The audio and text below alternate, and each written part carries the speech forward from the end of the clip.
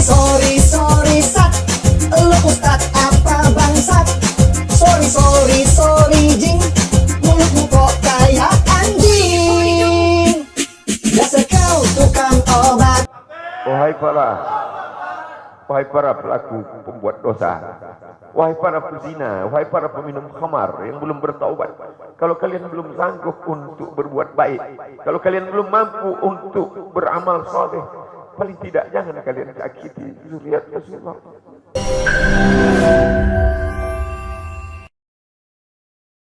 Jangan lupa subscribe, like, and share.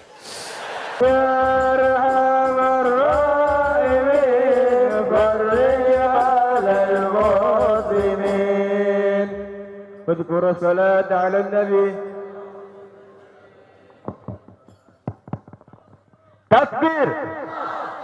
Mudah-mudahan apa yang dibaca dalam dua qasidah tersebut, semoga Allah Subhanahu wa taala memberikan taufik dan memberikan hidayah menjadi sebuah fakta dan menjadi inayah bagi kita semua. Amin ya rabbal. Dan mudah-mudahan Allah senantiasa menjaga imam besar kita dari berbagai bentuk makar-makar musuh-musuh Allah. Amin ya rabbal. Baik, sebelum kita mendengar amanah dari imam besar, maka kita akan mendengar tausiah dari tamu istimewa kita, Ustadz Abdus Somad. Kepada beliau kami persilakan. Sallu ala Nabi.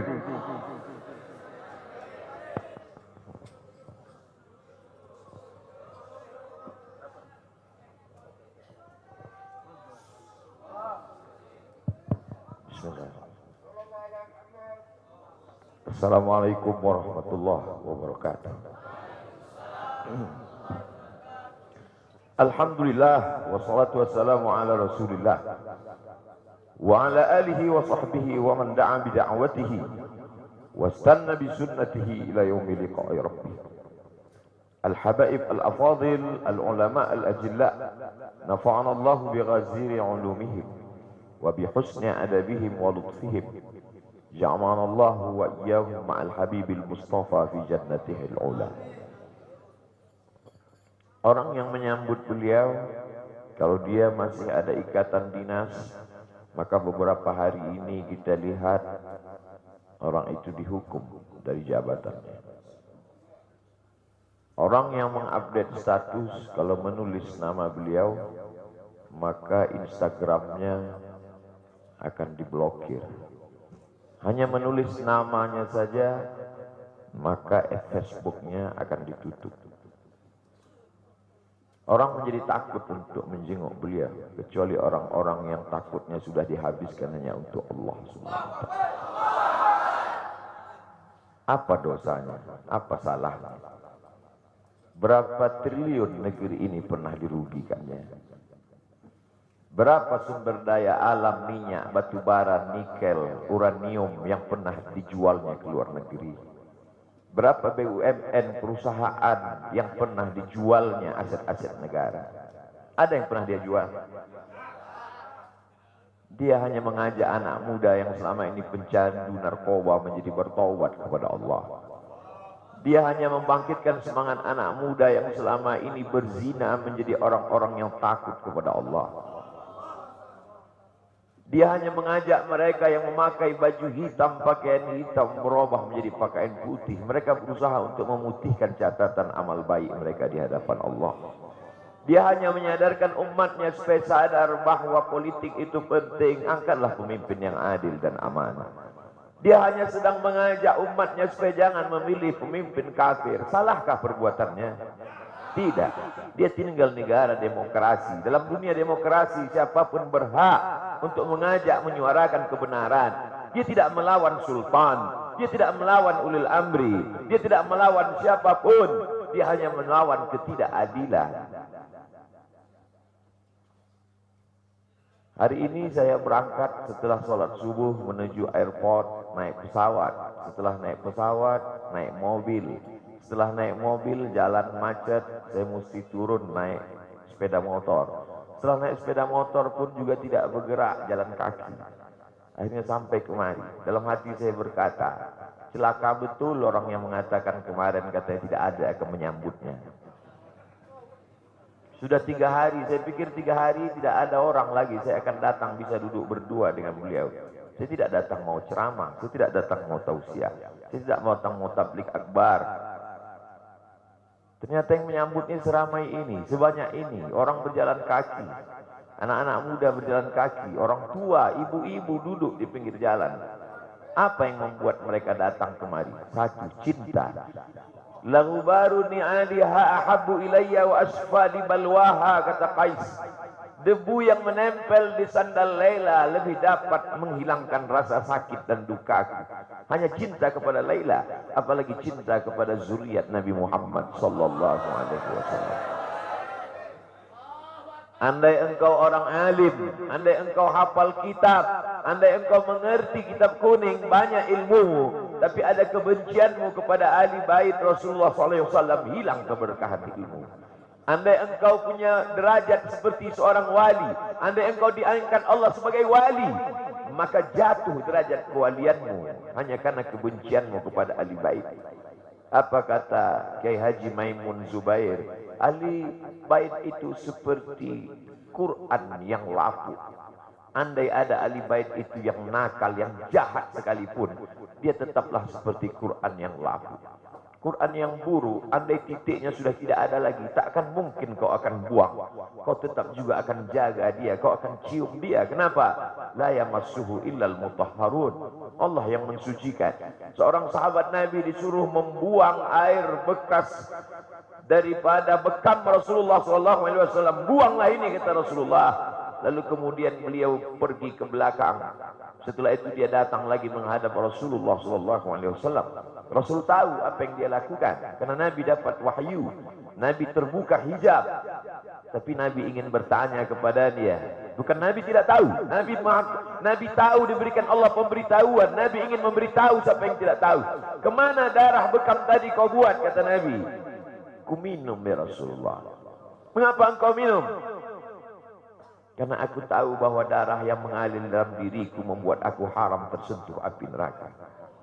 Mengalir darah itu dari dia kepada Sayyidatuna Fatimah, dari Fatimah kepada Sayyidina Al-Hasan, dari Sayyidina Al-Hasan ada juga kepada Sayyidina Al-Husain, dari Sayyidina Al-Husain kepada Sayyidina Ali Zainal Abidin, dari Zainal Abidin kepada Sayyidina Muhammad Al-Baqir, dari Sayyidina Muhammad Al-Baqir mengalir darah itu kepada Sayyidina Ja'far Sadiq, dari Ja'far Sadiq mengalir kepada Sayyidina Ali Al-Uraidi, dari Ali Al-Uraidi mengalir darah itu kepada Sayyidina Muhammad An-Naqib, dari Muhammad An-Naqib mengalir darah itu kepada Sayyidina Isa sampai kepada Sayyidina Ahmad bin Isa Al-Muhajir. Lalu kemudian darah itu mengalir kepada Imam As-Saggaf, Al-Idrus, Al-Haddad, Al-Attas, dan salah satunya adalah bin Syihab, dan salah satu dari zuriat bin Syihab itu adalah Sayyidi Al-Imam Al-Akbar Al-Habib Muhammad Rizik Syihab. Kalau mau hidup tenang, beliau sudah tenang dengan anak menantunya, dengan cucunya, dengan ilmunya. Beliau meraih gelar LC dari Universitas Imam Muhammad Ibn Saud. Dia cukup dengan majlis-majlis maulidnya, cukup. Mengapa dia bersusah payah? Mengapa dia mesti kena fitnah? Dia hanya mengikut darah Sayyidina Al-Husain. Kalau mengikut Sayyidina Al-Hasan lembut, mengikut Sayyidina Al-Hasan lembut sentuhannya. Maka para ahli bait ini mengikut dua aliran, Sayyidina Al-Hasan dan Sayyidina Al-Husain. Kedua-duanya saya cintai. Habaib yang mengikut Sayyidina Al-Hasan, saya datang, saya cium tangan mereka, saya bersilaturahim, lembut gaya mereka.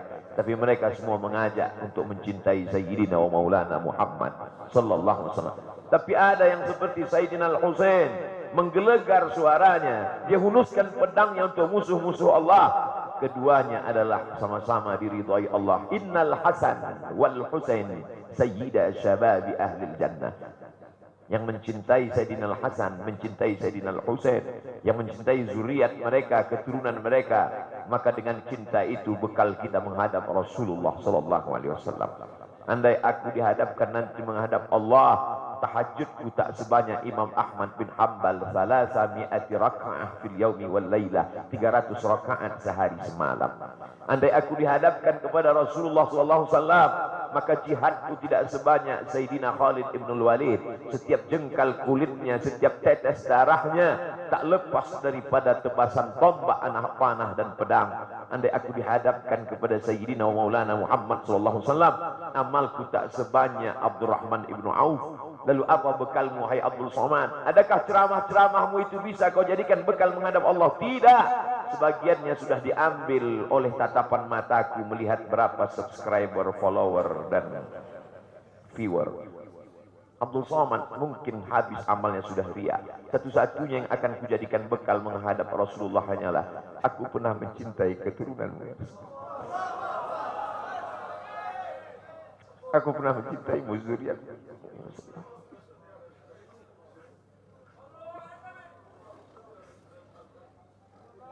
Wahai para pelaku pembuat dosa, wahai para pezina, wahai para peminum khamar yang belum bertaubat, kalau kalian belum sanggup untuk berbuat baik, kalau kalian belum mampu untuk beramal soleh, paling tidak jangan kalian sakiti zuriat Rasulullah. Jangan kalian keluarkan kata-kata, jangan keluarkan kata-kata fitnah. Bagaimana kalian akan menghadap Rasulullah? Bagaimana kalian akan menghadap Rasulullah? Pada saat itu seluruh umat berkumpul menghadap Nabi Adam alaihissalam. Kami tidak sanggup berdiri di padang mahsyar ini, wahai Adam. Menghadaplah kepada Allah. Kata Adam, aku tidak sanggup menghadap Allah. Karena dulu Allah berkata, la taqraba hadhihi syajarah. Jangan kau dekati pohon kuldi ini, tapi aku malah memakannya, ya Allah. Mereka datang menghadap Nabi Nuh alaihissalam. Kata Nabi Nuh, aku tak sanggup menghadap Allah. Karena anakku durhaka. Sa'awi ila jalalin ya'simuni minal ma'. Aku akan naik ke atas bahtera perahu yang bisa menyelamatkan aku dari air. Aku tak sanggup menghadap Allah, kata Nabi Nuh alaihissalam. Mereka menghadap kepada Nabi Musa, aku tak mampu, kata Nabi Musa. Mereka menghadap kepada Nabi Isa, aku pun malu kepada Allah. Karena mereka jadikan sembahan di atas muka bumi Allah. Mereka hanya mampu menghadap Sayyidina wa Maulana Muhammad sallallahu alaihi wasallam. Wahai para peminum khamar, wahai para pezina, wahai para pelaku dosa, kalau kalian belum mampu beramal soleh, belum mampu bertobat, paling tidak jangan kalian zina zuriat Rasulullah SAW. Bagaimana kalian akan menghadap Rasulullah? Pada saat itu tak ada syafaat. Man dzalladzi yashfa'u 'indahu illa bi'iznih. Tak ada satu pun yang bisa memberikan syafaat kecuali Sayyidina wa Maulana Muhammad sallallahu alaihi wasallam.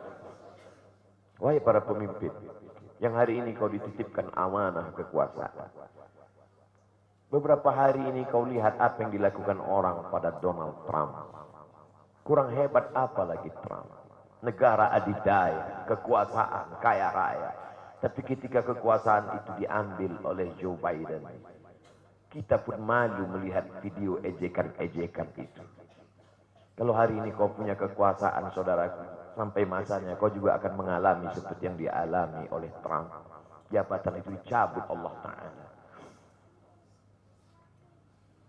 Saya masih melihat video bagaimana Bapak Susilo Bambang Yudhoyono sampai ke Pekanbaru beberapa tahun yang lalu. Di depan balihonya disobek. Beliau jenderal, ganteng, punya partai. Tapi setelah kekuasaan itu tak ada di tangannya, difitnah, dibuli, balihonya disobek. Bagaimana agaknya ketika tiga hal itu tak ada pada diri kita. Tidak jenderal, tidak ganteng, dan tak pula punya partai. Fa'tabiru ya ulil absar. Menangkap ikan di Bukit Selasih. Demikian, terima kasih. Assalamualaikum warahmatullahi wabarakatuh.